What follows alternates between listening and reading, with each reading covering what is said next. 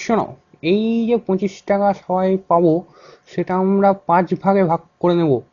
তাতে হবে কি, তুমি আমি এ ও সবাই 5 জনে 5 টাকা করে পাবো, বুঝলে? না না, তুমি নিজেকেই ঠকাচ্ছ। যদি পাঁচ না, 25 টাকাকে আমরা 5 ভাগে ভাগ করি, তাহলে আমি এ ও সবাই 14 টাকা করে পাবো।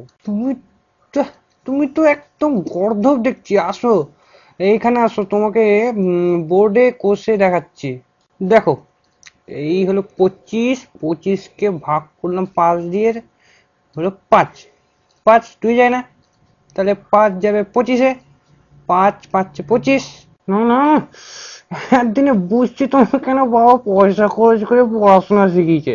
দেখো, 5, এই 25কে ভাগ করবো 5 দিয়ে। 5 2 যায় না, কিন্তু 5 তো বাবা 5-এ যায়, তো 5 একে 5 বেঁচে থাকলো। 5 0 আর 2 20। তো 5 20, 4 5 20, তো হলো না?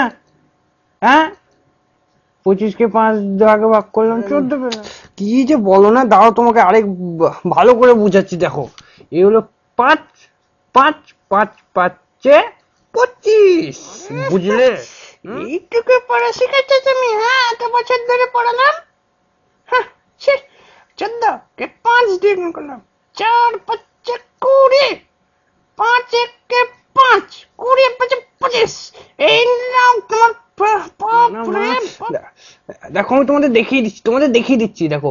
উম এইবার দেখো, 5টা 14 যোগ করে আমি দেখিয়ে দিচ্ছি তোমাদের কিভাবে 25 হচ্ছে না। দেখো, ভালো করে দেখবা কিন্তু।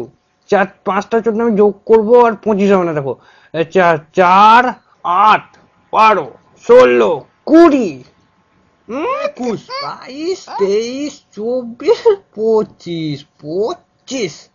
তাহলে বুঝলে, বেশি পড়াশোনা করতে হয় না কেন, হ্যাঁ?